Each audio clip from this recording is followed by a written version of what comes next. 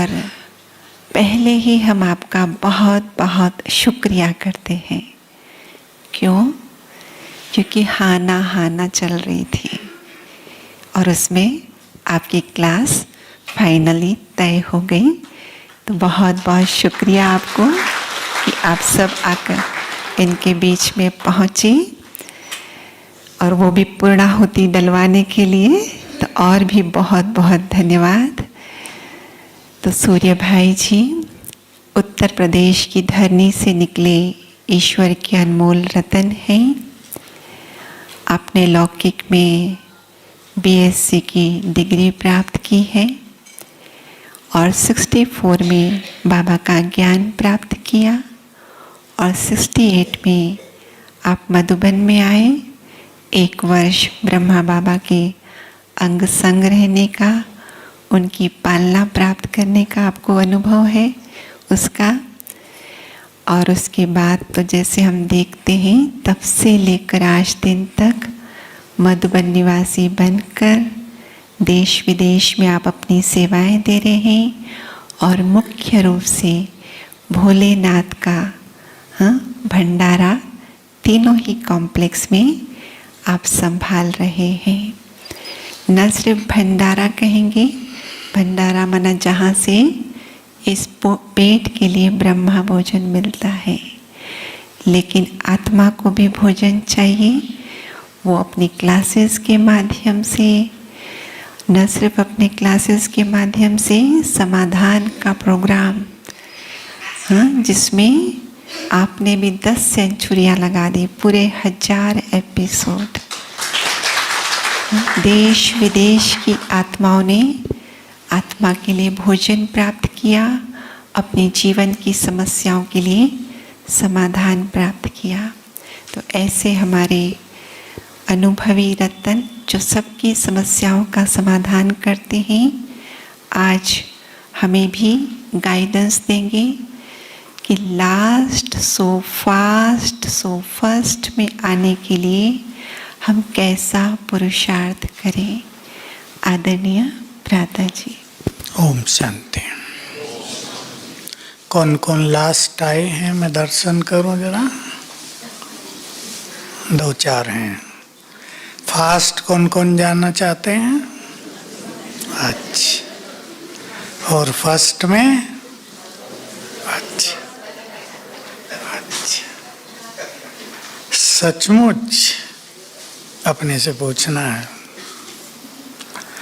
अगर आपका बच्चा किसी एग्जाम में 90 से ऊपर मार्क्स लाना चाहता है तो क्या इसके बारे में वो सीरियस है?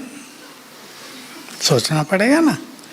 या देखता है दूसरों के आ रहे मेरे भी आ जाएं। जो कुछ हम लक्ष्य बनाते हैं, क्या उसके बारे में हम गंभीर हैं, सचमुच चाहते हैं? या भगवान ने बीच बीच में कहा लास्ट आने वाले भी फास्ट जा सकते हैं, तो हमने भी सोचा हम भी चलें? पूछेंगे सभी अपने से, क्योंकि कुछ महान प्राप्तियों के लिए क्या करना पड़ता है? महान पुरुषार्थ। लौकिक में भी किसी को भाग्य से बहुत कुछ मिल जाता है, तो कोई बहुत मेहनत करके बहुत कुछ पाते हैं। मैं सूरत में था, 2 सेठ लोग मिलने आए लास्ट दिन, 4 दिन पहले। अपनी कहानी सुना रहे थे। हम बिहार के गांव में रहते थे, वहाँ हरियाणा पहुँचे, वहाँ से हरियाणा से सूरत में आ गए, छोटा मोटा कारोबार शुरू किया और अब एक कई फैक्ट्रियों के मालिक हैं। कसाई किलो से बेचते थे चीजें। 50 साल में भाग्य ने उनको बहुत ऊंचा उठा दिया धन की दृष्टि से। एक तो ज्ञान में ही है, उसमें दूसरा भी आ रहा है। तो किसी को भाग्य से सब कुछ मिलता है और किसी को मेहनत से। भाग्यवान किसे कहते हैं बाबा? आता रहता है मुरलियों में। जो कम मेहनत से ज्यादा सफलता प्राप्त करे। मेहनत थोड़ी, सफलता बहुत। कोई कोई मेहनत बहुत करते हैं, सफलता कम। मैं बहुतों को देखता हूँ, ज्ञान में आए हैं कई लोग, अपनी कहानी सुनाते हैं। एक व्यक्ति बेंगलोर गया, यंग था वो, हमारे जहाँ लौकिक प्लेस है वहाँ से 200 रुपये थे उसके पास। बड़ी मेहनत की उसने, बीजों का काम शुरू किया, नए नए बीज बनाना, और अब ऊंचाई पर है। हमें भी, चाहे आप कभी भी आए हैं, इसका कोई महत्व नहीं होता। मुरली में पीछे आया था, कई बच्चे कहते हैं बाबा हम पहले आते तो कितना अच्छा होता। बाबा ने हंसी में उत्तर दिया, भागंती हो जाते कुछ दिन पहले ही था, ठीक है बाद में आए, वो भी रहना जिंदा। अब ज्ञान का सार हमारे सम्मुख है, हमें अपने कदम तेजी से आगे बढ़ाने हैं। चारों सब्जेक्ट को साथ लेकर चलना है, जिन्हें फास्ट गति से आगे निकलना है, उन्हें चारों सब्जेक्ट पर बहुत ध्यान देना है।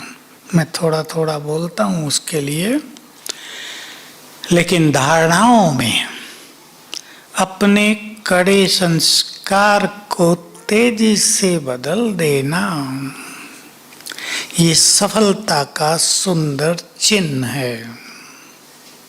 हर एक के साथ कोई ना कोई संस्कार चलता आता है, कोई 100 साल से, कोई 500 साल से, कोई उससे भी ज्यादा से।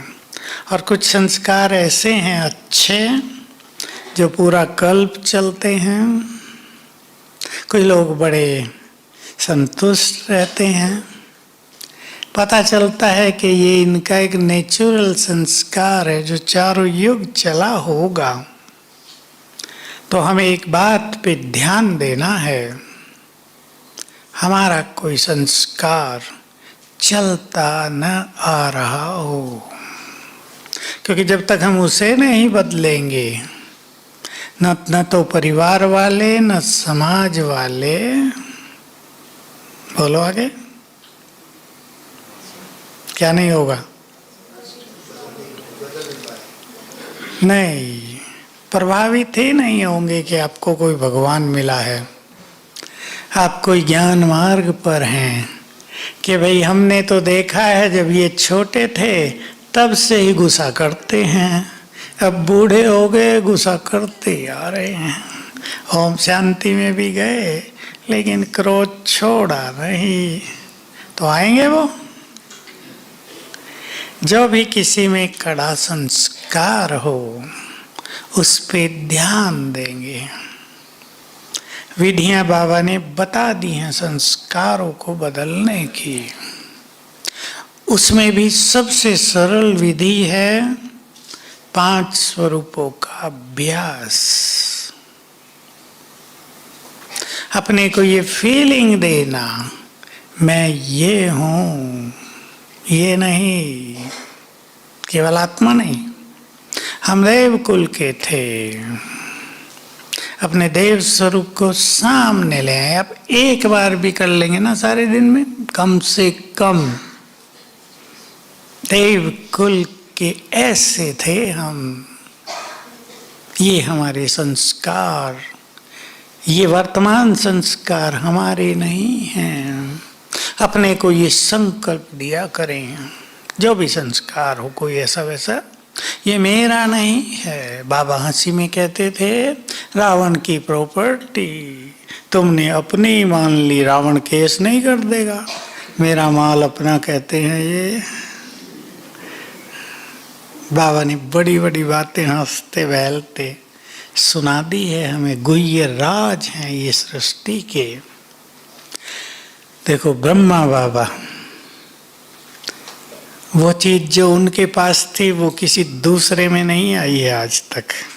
पता क्या था वो? भविष्य का बहुत ज्यादा नशा। वो चाहकर भी किसी दूसरे में नहीं आ पाया है। मैं जानता हूं, पर मेरे में भी नहीं आता। लेकिन बाबा तो उसमें डांस ही करते थे। गहरी स्मृति अंतर्मन में उतार लिया था, ये हूं मैं। तो महान बन गए। तो वो संस्कार वर्तमान में आ जाते हैं। इस पे सभी बहुत ध्यान देंगे। मुरली, पहली चीज मुरली क्या देती है हमें? बोलो। ज्ञान और सोमान। बुद्धि को भोजन देती है। और क्या देती है? बहुत अच्छे उत्तर हैं सब। शुद्ध संकल्प। पीछे वाले ये ना सोचना, आपको सुनना ही है।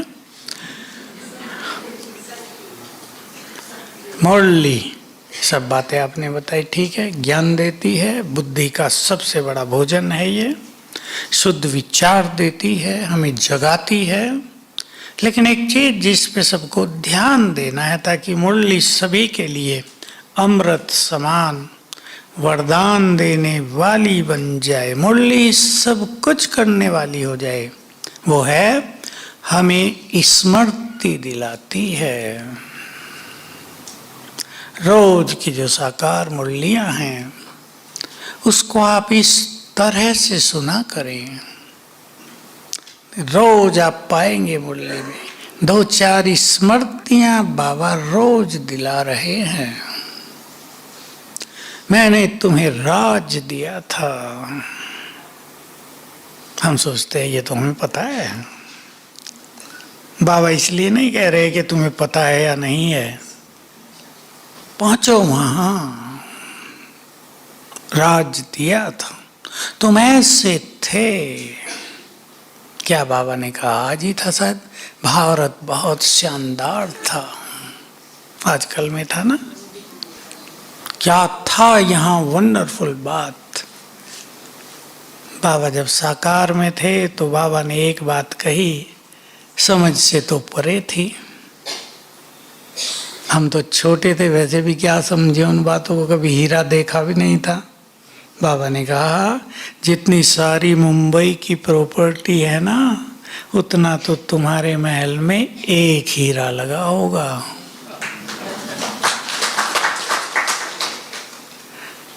हमें क्या पता भाई, हीरे बड़े कीमती होते हैं, हमने सोचा मोटे मोटे होते होंगे। किसी ने बताया बहुत छोटे होते हैं। लंदन में जब कोहनूर हीरा देखा, 1 इंच का जितना है, उसके 2 टुकड़े किए हैं। तो चमक होती है।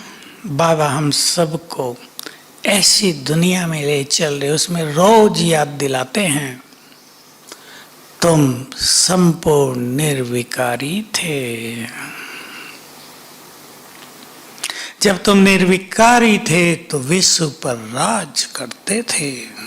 तो हमें याद आए, सुन न लें के तो हम जानते हैं। बाबा तो रोज वही तो बताता है। इसका महत्व तो नहीं कि वो रोज क्या बताता है, रोज हमें याद दिलाता है। और तब तक याद दिलाता रहेगा जब तक हमें पूरी तरह याद ना आ जाए। कितने महान थे हम। मुरली संडे की याद होगी आपको? नहीं, संडे की नहीं, शायद कल की या परसों की। तुम इस धरा के चमकते हुए नक्षत्र हो, सितारे हो, याद है ना?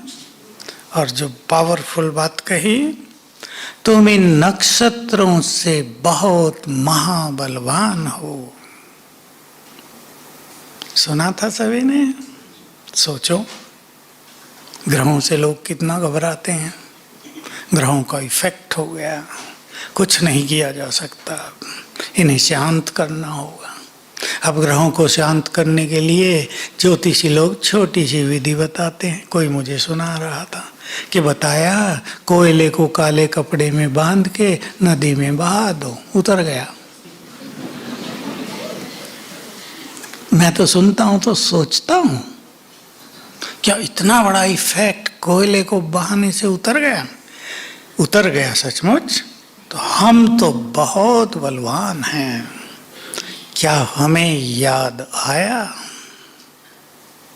भगवान याद दिलाता है तुम साधारण नहीं हो, अपनी शक्तियों को पहचानो तो ज्ञान बुद्धि का भोजन भी बन जाएगा, व्यर्थ से मुक्त भी करेगा, ताकत भी देगा और ऐसी ऐसी बातें हमें हमारी शक्तियों की याद दिलाएंगी। तो मुरली पर बहुत ध्यान देंगे और सुनाने वालों का भी काम होना चाहिए ऐसी बातों को अंडरलाइन कराएं। क्या कह रहा है भगवान? कोई हमें खुश करने के लिए नहीं, रियल बात सुना रहा है। तुम कितने बलवान हो। तो मुरली इस दृष्टि से रोज सुनेंगे तो रोज मुरली चार्ज कर देगी हमें। कोई स्वयं भी पढ़े या मोबाइल पे आती हैं सुने, इस लक्ष्य से सुने हमें बाबा क्या याद दिला रहा है, क्या सिखाना चाहता है। तो मुरली बहुत बड़ी चीज बन जाएगी, हमें बल मिलेगा ज्ञान का बहुत बड़ा। योग को सहज रूप देते चलना है।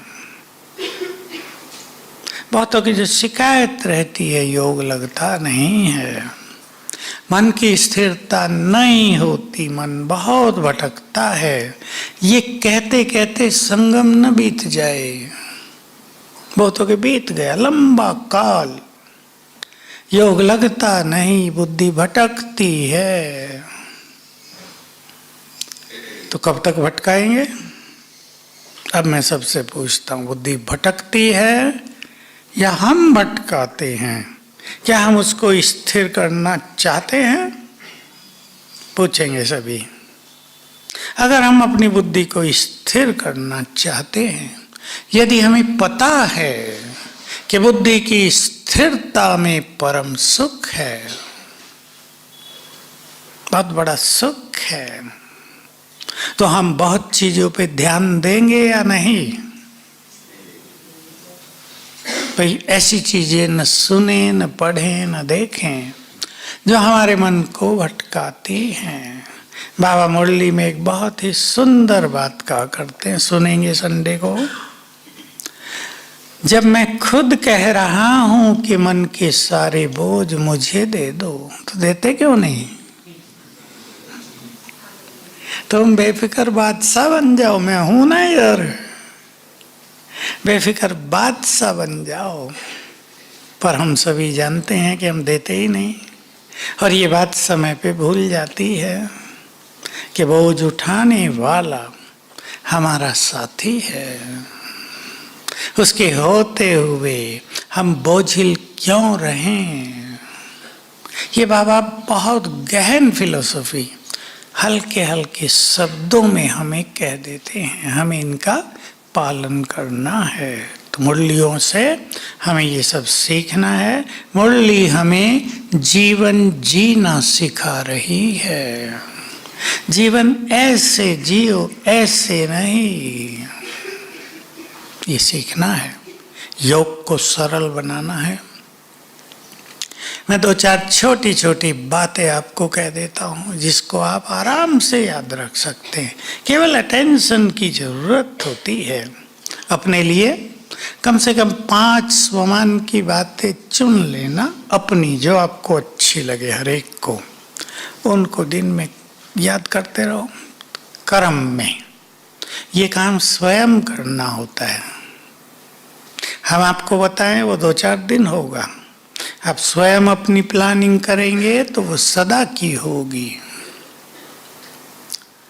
मैं आत्मा हूं। देखिए, ये आत्मा की गहराई बहुत ज्यादा है, और गहराई ऐसी है कि जब किसी का ज्ञान शुरू होता है, कोई ज्ञान में आता है, तो पहला पाठ मैं कौन हूं, और अंतिम पाठ मैं कौन सी आत्मा हूं। पहला पाठ था मैं आत्मा हूं, और चलते चलते मैं कौन सी आत्मा हूं ये हम समझते जाएंगे। ये स्वमान से समझ में आएगा। और आत्मा के जो सातों गुण हैं वो हमारे गुण हैं, उसको स्वीकार करते चलो। इसकी बहुत जरूरत है। आत्मा की बात, 5 स्वमान के पॉइंट। तीसरी बात, बहुत सहज बात, सहज भाव से, बाबा मेरा साथी है। केवल इन चीजों को याद करना 2-4 बार। भगवान हमारा साथी है, ये हमारी कॉन्शियसनेस में, हमारे नशे में उतर जाए। भगवान हमारा साथी है। अगली बात बहुत सुख देती है, आप सब जानते हैं, कोई नया नहीं है। बाबा का आह्वान। भूल जाते हैं, इसको महत्व देकर करते रहना है। बाबा का आह्वान, अपने अपने घरों में बुलाओ, आ जाओ। और देखो बाप दादा दोनों आ गए हैं। उनकी तेजस्वी किरणें घर में चारों ओर फैल रही हैं, अपने घर में, फिर अपने पास, सामने। 3-4 ये बात सभी को याद रखनी है, करना है। बिना किए तो कुछ मिलेगा नहीं। देखो काम धंधा करने में भी आप सभी सारा दिन कितनी मेहनत करते हैं, है ना। बिना मेहनत के थोड़ा ही काम धंधे होते हैं। बहनें भी घर संभालने में, जिसको नौकरी है उनको तो कितनी भाग दौड़ होती है। बच्चे भी तो नौकरी भी तो घर भी, कितनी मेहनत करता है मनुष्य। अपने से इस तरह की बातें करना है। राजाई पाने के लिए हम कुछ करते हैं या नहीं, वो भी राजाई एक जन्म की नहीं है, कलयुगांत तक मिलती रहेगी। गुजरात में तो कितने राजा बना दिए थे एंड में अंग्रेजों ने, पता है ना। 12 गांव का भी एक राजा, 25 गांव का एक राजा, कोई कहते हैं 600 राजा हो गए थे गुजरात में, कोई कुछ कम बताते हैं। तो अंत तक राजा ही चलती रही ना। एक राजा का वर्णन में पढ़ता था, कहीं जूनागढ़ के आसपास था, 24 गांव का राजा, लेकिन वो इतना अच्छा प्रजापालक, एक एक गांव में जाता था, सबसे पूछताछ करता था क्या दिक्कत है, अन्न नहीं है तो उसका इंतजाम, घर नहीं है तो। बड़ा प्रसिद्ध हुआ 24 गांव का केवल। क्योंकि आजकल जैसा जमाना नहीं था ना कि जो सरकार से मिले आधा अपना, वो नहीं था, बल्कि वो अपना भी लगा देते थे। ऐसे राजा बहुत हुए हैं। तो जन्म जन्म राजाई मिलती रहेगी। क्या कर रहे हैं हम? 2 योग की बहुत पावरफुल स्थितियां, जिनको आप थोड़ा थोड़ा भी कर लेंगे, बहुत सुख मिलेगा, पावरफुल हो जाएंगे। एक है सर्वशक्तिवान सिर के ऊपर छत्र छाया है। ये बात बाबा बहुत कहते रहे, अव्यक्त में, संदेशों में भी आती रही थी। छत्र छाया सिर के ऊपर ही, परम धाम जाने की जरूरत नहीं। मैं परम धाम से नीचे का योग बता रहा हूं आपको, क्योंकि परम धाम में बहुतों को जाना थोड़ा मुश्किल लगता है। भारी हो गए हैं ना। किसमें भारी? शरीरों से नहीं जाना, वहां आत्मा को भारी कर लिया है, बोझ बढ़ा लिया है। इसलिए यही है शिव बाबा, सिर के ऊपर छत्र, किरणें फैल रही आगे पीछे चारों ओर। और दूसरा, ज्ञान सूर्य से बाबा आंखों के सामने है, थोड़ी दूर 10 फुट 5 फुट जितना आपको इजी लगे, सामने से उसकी किरणें पड़ रही हैं। बहुत सहज अभ्यास होगा। अगर कोई 1-1 मिनट भी कर ले बीच बीच में ये दोनों अभ्यास, 1-1 मिनट, ज्यादा नहीं, तो आत्मा बहुत सुखी हो जाएगी, मजा आने लगेगा जीवन बिताने में। सबको ये सोचना है कि जीवन बिताने में हमें आनंदित होना है, और ये वो चीजें हैं जिसमें हम आनंद से भरपूर हो जाते हैं। देखो, धन भी मनुष्य कमाता है सुखों के लिए, आनंद के लिए, परिवार को सुखी करने के लिए, लेकिन इस सब से बहुत सुख मिलेगा। बाबा का आह्वान करके देखो, करते ही होंगे आप सब। कौन कौन करते हैं? घर में बुलाया करो, अपने ऑफिस में, दुकान में बुलाया करो बाबा को। आएगा या नहीं? आता है? आता है। मैंने भी अभी बुलाया था। क्यों बुलाया था? मुझे रुपेश ने कह दिया कोई बड़ा ग्रुप है, 3:45 से 4:15 क्लास करा देना अभी अभी। चलो भाई, मैं ना तो नहीं करता, बाबा को कहा अभी कर दो कुछ। बोला तो जा नहीं रहा था। मुश्किल से 20-25 मिनट मैंने कराया। अब मुझे यहाँ आना था। मैंने बाबा को कहा बोलूँगा कैसे? हाँ, तो मैंने भी कर दी है, और मुझे आप सबसे मिलना भी था। मैंने बाबा को कहा कुछ कर दो, आ जाओ। कमरे में बुलाया, आ जाओ, जरा सिर पे हाथ रख दो। ताकत है ना सब कुछ उसमें। वो मुर्दे को जिंदा कर सकता है, भले ही कहता है मैं इस काम के लिए थोड़ा ही आया हूँ, पर कर देता है। करता है या नहीं? कर देता है। आ गया मैं।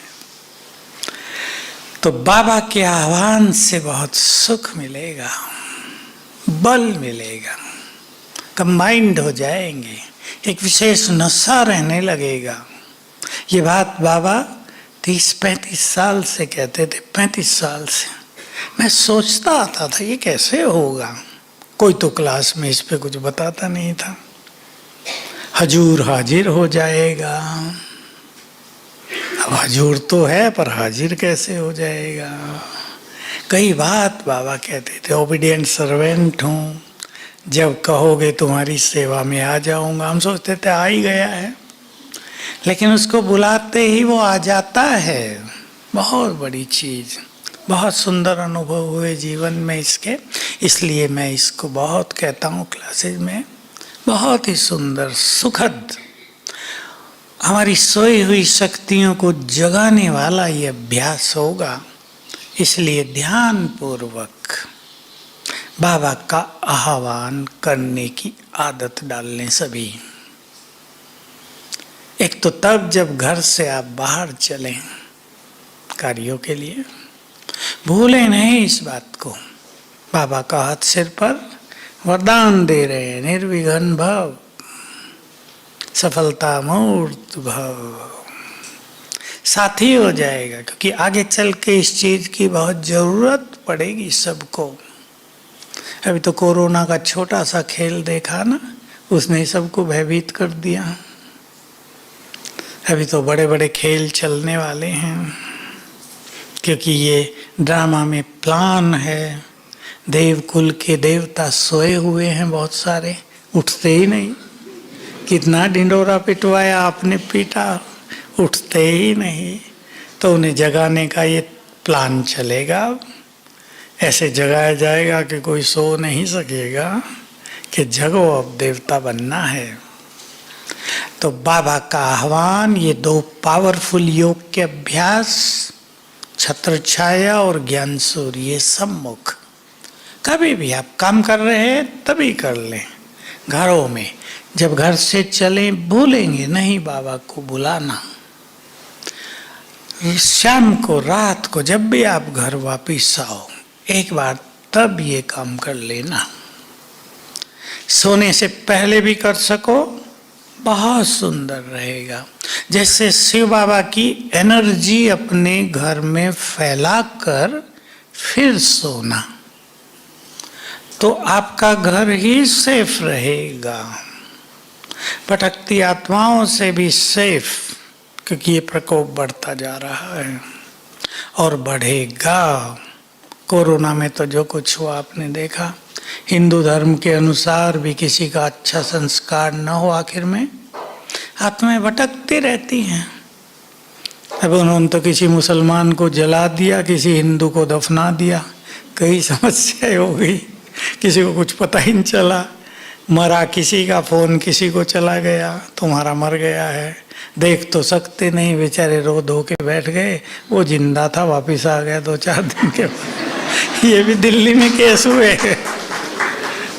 दिल्ली वाले सुनाते, एक ज्ञान वाला कोरोना से ग्रस्त हुआ, हॉस्पिटल में था, वो बता रहा था कि दिन में नहीं बताते थे को कितने मर गए, कौन मर गए, अखबार वाले आए ये वो, रात को 12 के बाद मेरे आगे से निकलती थी डेड बॉडीज, वो भूत से तो बना ही देते थे। कहा मैं रोज देखता था 20 गए 25 गए, कहीं मेरा नंबर ना आ जाए। बाबा को ज्यादा याद करता था। भय पैदा हो गया ना, कोरोना की एक बड़ी देन हो गई भय। तो अगर बाबा का इस तरह आह्वान चलता रहेगा तो हम इन चीजों से सेफ रहेंगे, सब सुविधाएं मिलेंगी। देखो ये नहीं होगा कि किसी को बीमारी हो नहीं, लेकिन अगर इस तरह के अभ्यास होंगे सहज साधन मिलेंगे, ठीक हो जाएंगे, और अगर गए भी तो आराम से जाएंगे, और वो जैसा नहीं होगा।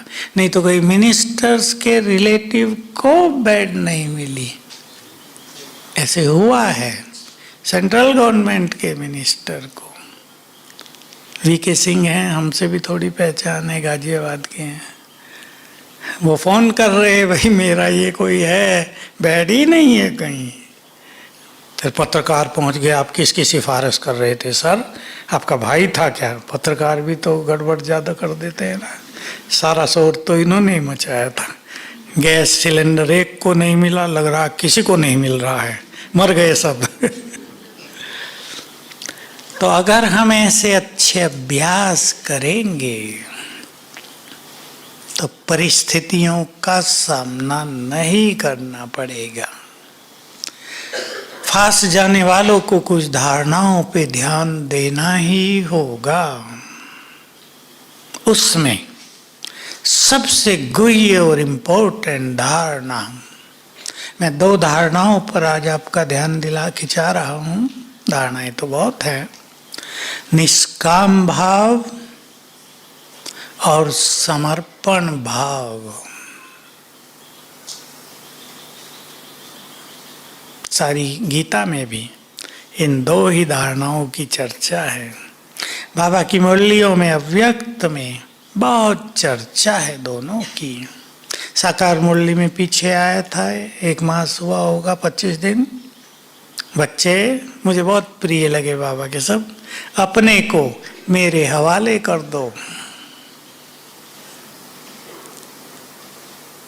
अपने को चिंतन करना इन चीजों पे। तो इन 2 धारणाओं पे विशेष ध्यान देंगे सभी।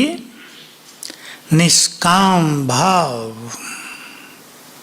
मैं और मेरा नहीं। मैं करने से क्या नुकसान होता है, बोलो?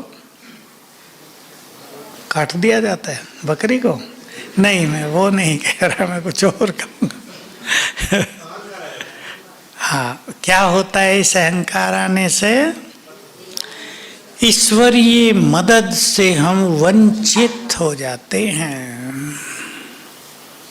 मैं सुनाया 1-2 बार अनुभव, अभी का। मैं सूरत में गया तो एक बहन, जहाँ मैंने पंचकर्मा कराया, तो बता रही थी, जब वो कुमारी थी तो ज्ञान लिया था, तो बड़ी भावना रखती थी हम लोगों के लिए। तो बताया, कोरोना काल में रोज 80 पेशेंट मेरे पास कोरोना के आए। जिनका ऑक्सीजन लेवल कम हो रहा था, मैंने आयुर्वेदिक चीजें दी और फटाफट ऑक्सीजन लेवल बढ़ गया, सिलेंडर की जरूरत ही नहीं रही। और जो जो तकलीफें हो रही थी, लंग्स में हो रहा था ना बहुत कुछ, वो सब फटाफट ठीक हुए। लेकिन आखिर में मेरी माँ को भी कोरोना हो गया। मैंने लाख कोशिश की, ठीक ही नहीं कर पाई। भर्ती कराया एलोपैथी वालों के पास, उन्होंने बहुत कोशिश की, नहीं कुछ हुआ। मैंने सोचा क्यों? देखो, ज्ञान तो उसको था, लेकिन आयुर्वेद में भी, संस्कृत में बहुत सारी चीजों का वर्णन है। कहा मेरे में कर्तापन का भाव आ गया था, मैंने किया।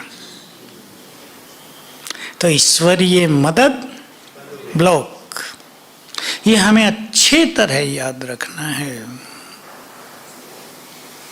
ईश्वरीय शक्तियां हमारे साथ काम कर रही हैं। किसी भी समस्या में, या जो हमें सफलताएं मिल रही हैं, या जो हम आगे बढ़ रहे हैं, हमारा नाम हो रहा हो, हमारे काम सफल हो रहे हो, हमें ध्यान रखना है कि सूक्ष्म रूप से भी मैंपन आए नहीं। जो इसको पहचान ले, इससे अपने को मुक्त कर दे, वास्तव में वो महान है, महान योगी हैं। श्रेष्ठ तपस्या होती है इससे। हम तो बचपन से एक बात सुनते आते थे महाभारत की, और ज्ञान में आए तो बहुत अच्छी तरह सुनी और पता चल गया। पांडव राज कर रहे थे। अर्जुन के मन में, पांडवों के मन में थोड़ा सा लालच आ गया। श्री कृष्ण के पास सोने की द्वारका है, अथाह धन संपदा है, चले थोड़ा ले आए। श्री कृष्ण वो अर्जुन थोड़ी सी सेना लेकर, रथ लेकर के भर के लाएंगे। पहुंच गए द्वारका। कहा श्री कृष्ण को, श्री कृष्ण ने समझ लिया पार्ट पूरा हुआ, मेरा भी पूरा हुआ। क्योंकि कलयुग की शुरुआत एक ही चीज से दिखाई गई शास्त्रों में भी, कि मनुष्य की आसक्ति गोल्ड में हो गई। द्वापर में भी बहुत सोना था, यहाँ पूछता ही नहीं था कोई। तो श्री कृष्ण ने समझ लिया मेरा काम पूरा हुआ। अर्जुन को कहा जितना चाहे भर लो, लेके चल दिया। आया, दिखाया यही है कि आबू के पास ही भीलों ने लूट लिया, सारा सोना वोना छीन लिया। तो हम लोगों की तरफ गीत गाए जाते थे, लोकगीत होते हैं ना, भीलों ने लूटी गोपिका, वही अर्जुन वही बाण, वही अर्जुन था, वही गांडी धनुष था, वही तीर थे, लेकिन भीलों से हार गए। तो दिखाया गया था कि जब तक उनके साथ ईश्वरीय शक्ति थी, ताकत थी, जब ये केस हो रहा था तो उधर भीम को महसूस हुआ मेरी ताकत नहीं रही, कहाँ चली गई। युधिष्ठिर को महसूस हुआ राज करने की, धर्म की जो शक्ति मेरे पास थी वो तो खत्म हो गई। क्योंकि शास्त्रों में भी ये बातें हैं, और ये बड़ी उच्च कोटि की बातें हैं, कि राजा अगर धर्मात्मा है और वो जा रहा है तो कुत्ते भौंकेंगे नहीं। उसने वर्णन किया है वहां कि मुझे देखकर कुत्ते भौंक रहे हैं, लगता है मेरी शक्तियां नष्ट हो गई हैं। लोगों को ताले लगाने पड़ रहे हैं, ताले नहीं लगते थे। तो दूतों को दौड़ाया, भाई श्री कृष्ण को बुला के लाओ, क्या हो गया है। दूत तेजी से दौड़ के वापस आ गया कि श्री कृष्ण तो चले गए परम धाम। अर्जुन आया, चेहरे का तेज खत्म हो गया था। कहा अर्जुन तुम्हें क्या हो गया, कहीं हार खा के आए हो क्या, बताया सब। तो बचपन से हम सुनते थे, समझ में आता था। ईश्वरीय शक्तियां जब तक हमारे साथ हैं, हम बड़े बहादुर हैं, विजयी हैं, धर्मात्मा हैं, सफल हैं। और जिस दिन वो हट गई, हमें लगेगा हम कुछ नहीं है, हमारा धन हमें काम नहीं दे रहा है, हमारी बुद्धि वर्क नहीं कर रही है। तो बहुत समझदारी के साथ इस मैंपन को हटाते चलें। जितना स्वमान बढ़ेगा, जितने हम महान बनेंगे। अब देखो, मैंपन आने की सूक्ष्म गेट होंगे थोड़े थोड़े, महिमा बहुत होगी, लेकिन उसको भी प्रभु अर्पण कर देना। ये कला बढ़ाते चलना है। सब कुछ तेरा, धन भी दिया है तुमने, तुम्हारा। मैंने बहुत मेहनत से कमाया, ये नहीं। मुरली में अभी आ गया, आप सबने नोट किया होगा। तुम बाबा का ब्रह्मा भोजन खाते हो, ये दुख भंजन भोजन है। कई गोप तो सोचते हम तो अपनी कमाई करके लाते हैं सब कुछ। बाबा के शब्द थे, आपको याद आ जाएंगे। तुम अपनी कमाई से थोड़ा भंडारी में डालते हो ना, वो भंडारी तुम्हारा भंडारा बन जाता है। बड़े गुह्य शब्द थे ये। तो बाबा ने कहा इस विधि को भूलना नहीं। समझ गए ना? थोड़ा सा भी भंडारी में डालेंगे, भंडारा भरपूर रहेगा। तो ये बाबा सिखाते हैं 2 चीजों पे ध्यान देना। निष्काम भाव, बड़ा गुह्य सब्जेक्ट है।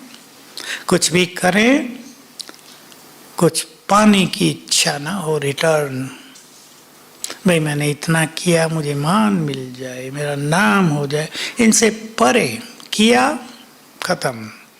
मैंने किया, इससे भी ऊपर उठ जाए। देने वाले ने दिया है, इसलिए हम कर रहे हैं, नहीं तो हमारे में सामर्थ्य कहाँ है। तो इन दोनों चीजों पे ध्यान देंगे। मन के सारे बोझ भी प्रभु अर्पित कर दो। रोज प्रैक्टिस करनी पड़ेगी। मन पर तो न जाने कितने बोझ आते हैं। आजकल परिवारों को संभालना सहज होता जा रहा, कठिन, थोड़ा कठिन होता जा रहा है। लेकिन इसको सहज हम बनाएंगे इन 2 चीजों से और बाबा को अपने साथ रखने से। बाबा को अपने परिवार का हेड मान लेना है, वो बहुत संभालेगा, बहुत संभालेगा। मैं तो जब माताओं की कहानियां सुनता हूँ तो सोचता हूँ माताओं को, बेचारों को कितना सहन करना पड़ता है मानसिक रूप से। अभी कोई बता रहे थे मुझे, लड़के को हमने 5 करोड़ दे दिया, सुखी रहो। पति चला गया था, 5 करोड़ दे दिया, शादी करा दी। अब वो बहू लड़के को लेके अलग हो गई और मेरे से बात नहीं करने देती। फोन करती हूँ, नहीं उठाएगी, नहीं। कैसा बीतता होगा माताओं पे। तो मेरे से पूछने आई थी, दोनों देरानी जेठानी हैं, दोनों बहनें हैं, पूछने आई थी छोटे लड़के की शादी है, उनको निमंत्रण देने जाऊं, बुलाऊं। मैंने कहा तुम्हारा तो कर्तव्य है उनको निमंत्रण देने, दोनों जाना। हो सकता है वो तुमसे न भी मिले, फिर भी निमंत्रण दे के आना। माँ को अपना कर्तव्य कर देना चाहिए। तो कैसे एक मानसिक दबाव आ जाता है ना मनुष्य पर। लेकिन इससे भी मुक्त कैसे होंगे? इससे मुक्त क्या सोचेंगे ऐसे केस में? तो ठीक है, सोचेंगे क्या? और सोचो थोड़ा, जो प्रैक्टिकल काम करे संकल्प। भाई मैंने अपना कर्तव्य पूरा कर दिया, उसको सुखी कर दिया। मैंने कहा आप उसको दुआएं दिया करो, जैसे भी रहो सुखी रहो। मैंने कहा वो लड़के की गलती नहीं। मैं तो बहुत सारे केसेस से जानता हूँ ना, वो जो उसकी पत्नी है वो उसे कहती होगी माँ से बात की तो मैं छोड़ के चली जाऊंगी। तो बेचारी माँ बोलने लगी कि बच्चा सोचता होगा माँ भी छूटी पत्नी भी छूट जाएगी, ले एक को तो पकड़े रखूं। मैंने कहा ठीक है, अब तुम समझदार हो, अभी समझदारी से खुद भी शांत रहो और उनको दुआएं देते रहो, वो सुखी रहे जहाँ भी रहें। तो देखो ऐसे ऐसे मनुष्य के मन पर दबाव तो आता है ना, लेकिन अगर हम सब ये अच्छा करते रहेंगे, सबकी बात नहीं, बहुत अच्छे बच्चे भी हैं, माँ बाप की पालना करते हैं, संभालते हैं, तो अपने वातावरण को पावरफुल बनाएंगे, चारों सब्जेक्ट को साथ लेकर चलेंगे। और रही बात सेवाओं की, केवल धन की सेवा ही सेवा नहीं है। मुरली में आता रहता, अभी भी आया 3-4 दिन पहले, तुम मेरे सहयोगी हो, जो जितना याद में रहते हैं वो उतने ही सहयोगी हैं। असली सहयोग, धन संपदा ये तो बाबा के यज्ञ में इतनी आने वाली है कि यहाँ उसको स्वीकार ही नहीं किया जाएगा। क्या करेंगे भाई उस धन संपदा को हम सब? उससे खाना तो नहीं खा सकते ना। सोना आ जाए 100 क्विंटल, क्या करेंगे उसको रख के? और चोरों के डर के लिए संभालना मुश्किल हो जाएगा। अथाह धन संपदा आने वाली है। महत्व किस चीज का होगा? हाँ, समय पे सफल किया। मैं धन की बात नहीं कर रहा, मैं कुछ और कर रहा हूँ। जिन्होंने अपनी स्थिति महान बनाई होगी उनके द्वारा महान सेवा होगी।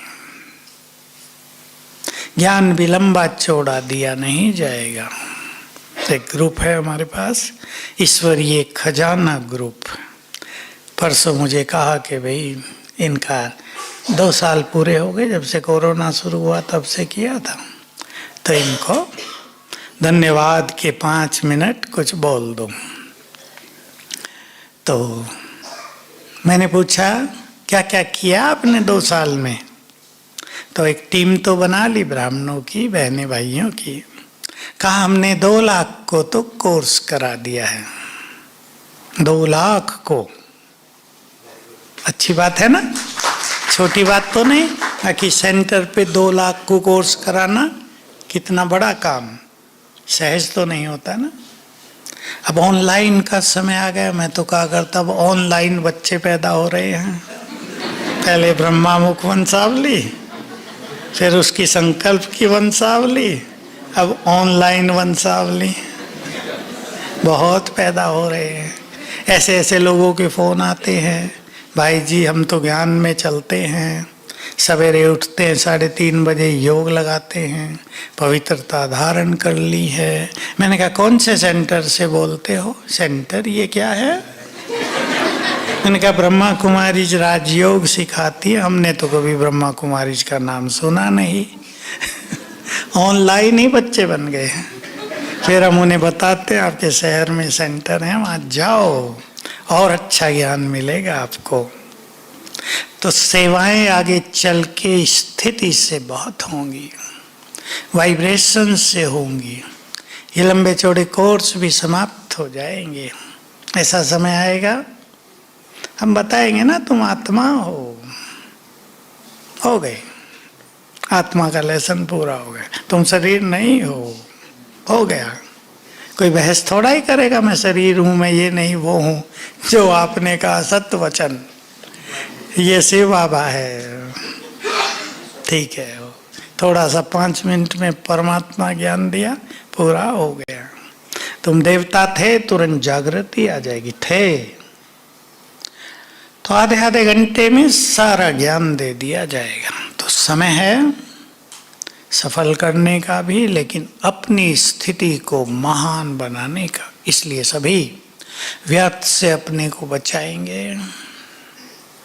ये खुद प्लान बनाना है, ये कोई और नहीं बचाएगा किसी को।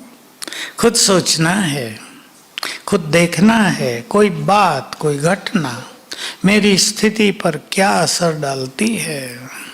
हम उससे जल्दी बाहर निकल पाते हैं या बहुत टाइम लगता है। तो सभी बहुत अच्छी तरह चारों सब्जेक्ट पे ध्यान देना, और निष्काम भाव, समर्पण भाव, मैंपन से मुक्ति, इन 3 विशेष धारणाओं को लेकर चलेंगे। और योग की मैंने जो छोटी छोटी बातें आपको कही उस पर ध्यान देंगे बहुत सुंदर अनुभव होंगे, क्योंकि इस समय बाबा की विशेष मदद भी हमें मिल रही है। हम थोड़ा सा करते हैं, बाबा जैसे उड़ाने लगता है। तो बहुत अच्छा, आप सभी आए मधुबन में, तो किसी को पहले रहने को मौका ही नहीं मिलता था।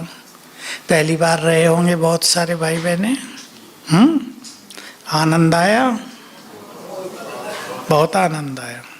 झोंपड़ी से और शांति स्तंभ तक की जो सड़क बन जाए, इस सड़क पर 12 फुट चौड़ी सड़क बना दो इधर से उधर तक। इस रास्ते पर संसार के सबसे अधिक पावरफुल वाइब्रेशंस हैं। बहुत साल पहले जब हमारी सेवाएं रशिया में शुरू हुई, तो रशिया के वैज्ञानिक आए थे, तो कोई इंस्ट्रूमेंट लाए थे छोटा सा वाइब्रेशंस को नापने का। तो अब रोड आते ही कांटा आगे बढ़ने लगा तेजी से, ऊपर आते ही बहुत आगे बढ़ गया। मधुबन में आते ही जोर से टक्कर मारी, लास्ट में टूटते टूटते बचा। उनकी मशीन से ज़्यादा पावरफुल वाइब्रेशन उन्होंने बताया था कि ये जो रास्ता, क्योंकि यहाँ ब्रह्मा बाबा ममा यहीं थे ना। ब्रह्मा बाबा तो झोंपड़ी में बैठते थे बहुत ज़्यादा, शांति स्तंभ ये तो कच्चा था जगह, यहाँ खेलते थे बहुत ज़्यादा बैडमिंटन, और कमरा तो था ही, तो यहीं आना जाना बहुत था, हिस्ट्री हॉल में भी।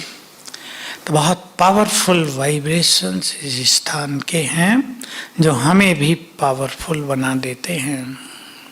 मैं तो यहाँ लंबा समय रहा, 30 साल यहीं रहा मैं, और इन वाइब्रेशंस का पूरा लाभ उठाया है। बहुत आनंद आता था। रात को पहरा देने की ड्यूटी ज़्यादा पसंद थी। समझते हैं ना क्यों? सब सोए हैं।